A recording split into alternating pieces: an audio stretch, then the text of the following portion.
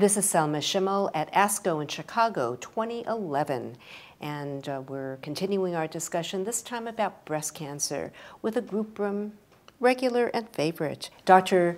Joanne Mortimer, Vice Chair, Medical Oncology and Therapeutics Research, Director of the Women's Cancers Program, Professor of Medical Oncology at the City of Hope National Medical Center, Duarte, California.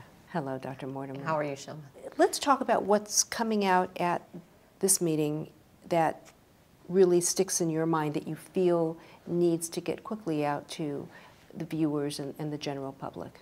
I think the only real practice-changing presentation thus far has been the use of exemestane as a chemopreventive agent in women who are at high risk for developing breast cancer. And this study looked at exemestane, or aromasin is the trade name, compared to a placebo in women who were at high risk for developing breast cancer, and showed that there was a significant decrease in breast cancer in women who took exemestane compared to the placebo. Now, we already have two other drugs that are approved as chemopreventive agents. Raloxifene, which is Avista used in osteoporosis, and tamoxifen, which has been around for 30+ years, which decrease the incidence of breast cancer in the same high-risk population of women. And what the value of this study is in particular, I think, is that it gives us one more drug in case women are concerned about the side effects of tamoxifen or raloxifene and are interested in doing chemoprevention. I think the reality in practice as it is right now is that most women are more concerned about the side effects of taking a hormone than they are of the risk of developing breast cancer. So these drugs have not been widely accepted by women who are at high risk for developing breast cancer. So they're not extensively used, even though in fact they are proven to decrease the risk of breast cancer. They do not decrease the risk of dying of breast cancer, and so often they are not embraced by the people who are at risk. When you are taking something at home and you've got these issues of compliance, or one day I don't want to take my pill today. Yes, and compliance is a huge issue. In women who have breast cancer, 30 to 40% of women stop taking their hormones when they're taking it for a potentially curative indication, let alone taking it for prevention when you're really not that higher risk for developing breast cancer. One of the studies being presented here, I think is really important, and I know there's not a lot of radiation oncologists at this meeting, but adding regional nodal irradiation decreases recurrences in women with early breast cancer. Yeah, so this was a very important study that was very, very hard to perform in this country, and the Canadians subsequently helped us get this study finished. Why was it hard to perform in this country? People in this country had very strong feelings about whether or not radiation was of benefit in women who had 1 to 3 positive lymph nodes involved. And so it was hard to, either they felt very strongly that you needed radiation or very strongly that you didn't. And we're talking about radiation to the lymph lymphatic nodes, chain? Yes, so it was the chest wall, and then the lymph nodes, ventral mammaries, the supraclavicular nodes, and the axillary lymph nodes. And the concern, of course, is side effects, and do you really need it? So this study just so demonstrates the importance of a randomized clinical trial. Because in the randomized clinical trial, what it showed was that the women who got radiation to the regional lymph nodes were less likely to have a recurrence in this area, in the chest and the lymph node area. But the most important thing was that it showed a decrease in distant disease. And so this is a really, really important finding, because if it really holds true that radiation prevents distant disease, it helps us understand that, yes, metastatic disease metastasizes and that it improves survival. So from the lay perspective, the reason that would make so much sense, to me at least, is that if the lymphatic system is what filters the blood and carries microscopic cells that could go into the bloodstream and move into an organ and take up house.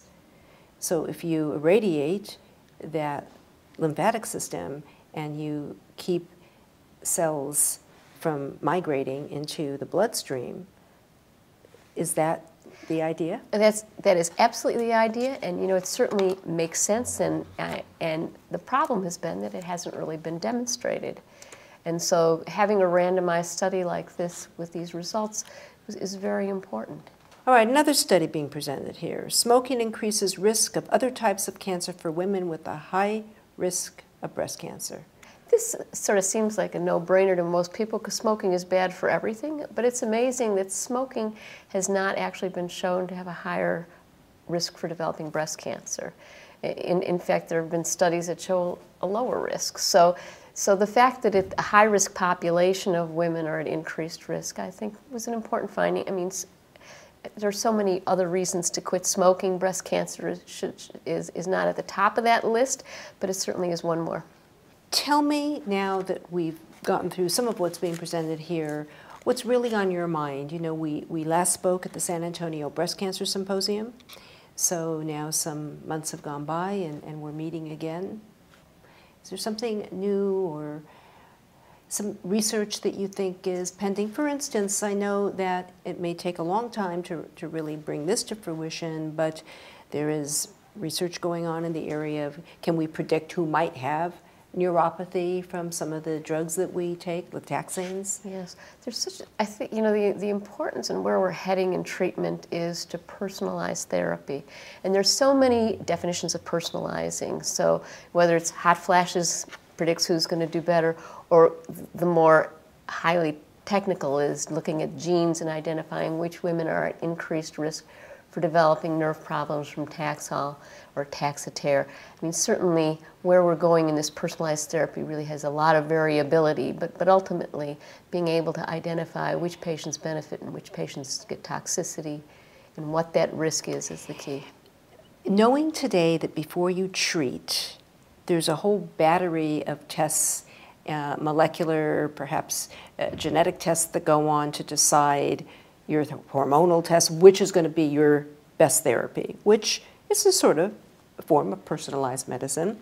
Approximately how many, when a woman is diagnosed, how many pathologic, screening, genetic, molecular, whatever tests are there about now that are part of the normal array of tests that will accompany a diagnosis? So for women who have a new diagnosis of breast cancer, still the most important are whether they're before or after menopause, what their estrogen receptor status is, and what their HER2 status.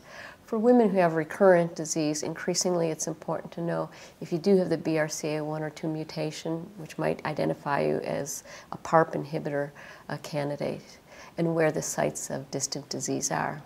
Would you give us a PARP update for breast cancer? The confirmatory trial of PARP inhibitors with chemotherapy was presented today, and it was disappointing that this did not confirm an advantage to PARP inhibitors in women with triple-negative breast cancer. Now, there really is a signal there. The benefit, there's a higher response rate to treatment and so on.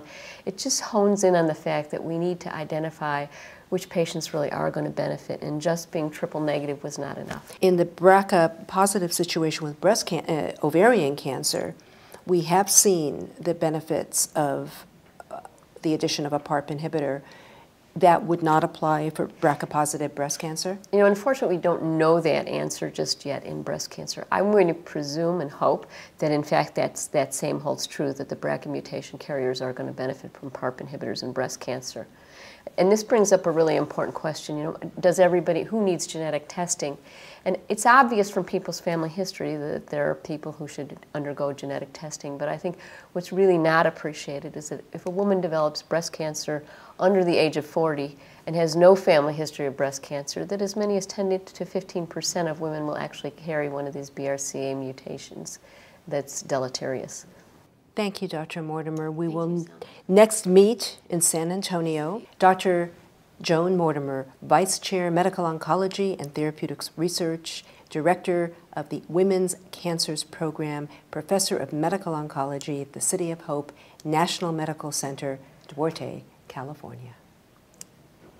Thank you.